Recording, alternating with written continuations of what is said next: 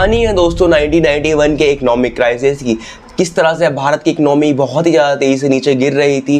कुछ ऐसे कदम अपनाए गए जिसकी वजह से भारत आज इतनी ज़्यादा ग्रोइंग तेज इकोनॉमी बन चुका है। तो ऐसे क्या रीज़न थे उस टाइम पे कि भारत इतना ज़्यादा नीचे गिर चुका था और आज इतना ज़्यादा ऊपर आ चुका है। तो बिल्कुल स्टार्टिंग से स्टार्ट करते हैं। तो दोस्तों सबसे पहले हमें समझना होगा कि 1991 में भारत की स्थिति कैसी थी। अब देखिए, सबसे पहले 1947 में भारत को आज़ादी मिली। उस टाइम पे हमारे प्राइम मिनिस्टर थे पंडित जवाहरलाल नेहरू। अब उन्होंने एक मिक्स्ड इकोनॉमी अपनाई। इसका मतलब ये था कि कुछ चीज़ें सरकार के कंट्रोल में थी और कुछ चीज़ें प्राइवेटाइज थी।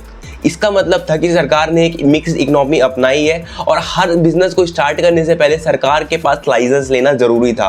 और कई बिजनेस इसी वजह से कई लाइनों में लगे रहते थे और उनको कभी सक्सेस मिल ही नहीं पाई। तो हमारी इकोनॉमी बिल्कुल बढ़ ही नहीं रही थी। मतलब कि कुछ सेक्टर थे वो प्राइवेटाइज कर दिए गए थे और कुछ सेक्टर सरकार के हाथ में थे।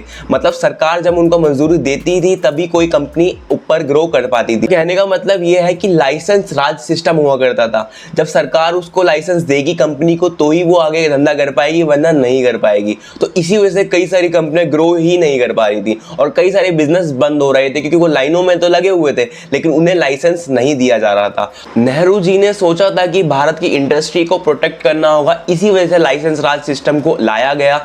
इस लाइसेंस राज सिस्टम की वजह से दोस्तों कई सारे बिजनेस थे वो ग्रो नहीं कर पाए, उन्हें लाइनों में लगा रहना पड़ा। इसकी प्रक्रिया काफ़ी ज़्यादा लंबी हुआ करती थी। इस वजह से करप्शन काफ़ी ज़्यादा हाई चला गया था। करप्शन बहुत ज़्यादा किया जाता था। सालों तक यही सिस्टम को फॉलो किया गया। इस वजह से भारत की इकोनॉमी काफ़ी ज़्यादा धीरे धीरे आगे बढ़ रही थी। सरकार कई सारे अलग अलग सेक्टर में काम कर रही थी लेकिन भारत की इकोनॉमी बहुत ज़्यादा स्लो काम कर रही थी क्योंकि उस टाइम पे करप्शन बहुत ज़्यादा हो रहा था। इस वजह से काफ़ी ज़्यादा धीरे धीरे इकोनॉमी बढ़ रही थी। तो दोस्तों अब हम आते हैं 1980 के दशक में। इस समय दोस्तों भारत का इंपोर्ट बिल बहुत ज़्यादा बढ़ चुका था। भारत के पास सर्वाइव करने के लिए बहुत कम पैसे बचे थे और दोस्तों उस टाइम पे 1990 में गल्फ वॉर भी चालू हो गया। तो इस गल्फ वॉर के असर से भारत का फॉरेन एक्सचेंज रिजर्व बिल्कुल कम हो गया था। 1991 की शुरुआत तक भारत के पास बस इतना पैसा बचा था कि भारत कुछ ही टाइम यानी कि 2-3 हफ्तों का ही इंपोर्ट कर सके। और दोस्तों इस टाइम पे भारत की अर्थव्यवस्था बिल्कुल गिरने ही वाली थी और इस टाइम पे भारत के लिए एक बहुत ही ज्यादा संकट का विषय बन गया। इस संकट के समय में दोस्तों भारत ने IMF से मदद मांगी यानी कि इंटरनेशनल मॉनेटरी फंड। IMF ने मदद तो की लेकिन वो जब भी किसी की मदद करता था वो कुछ शर्तें रखता था और भारत के सामने भी उसने एक शर्त रखी कि भारत को अपनी इकोनॉमी को रिफॉर्म करना होगा।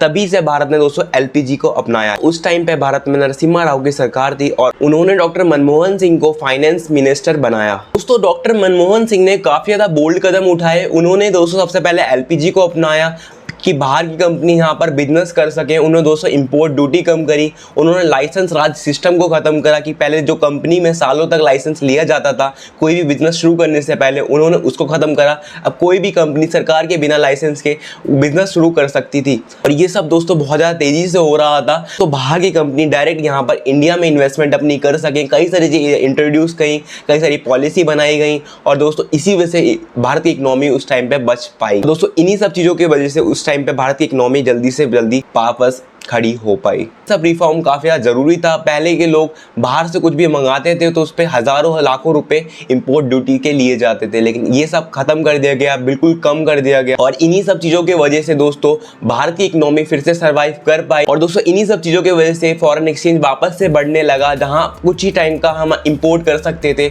वहीं पर फॉरेन रिजर्व काफ़ी ज़्यादा तेज़ी से बढ़ रहा था और दोस्तों भारत की GDP जल्दी से जल्दी बढ़ रही थी। दोस्तों ये एक टर्निंग पॉइंट था 1991 में भारत की इकोनॉमी का, जहां पूरी इकोनॉमी बिल्कुल नीचे जा रही थी और यहां से एक यू टर्न लेती है और वापस से ऊपर आ जाती है। तो ये कहानी थी 1991 के इकोनॉमिक क्राइसिस की। अगर आपको ये वीडियो पसंद आए तो वीडियो को लाइक जरूर कर सकते हैं और इसी तरह के और कंटेंट के लिए चैनल को सब्सक्राइब करके रख लीजिए। तो मिलते हैं नेक्स्ट वीडियो में। Thank you for watching have a Manish YouTube channel.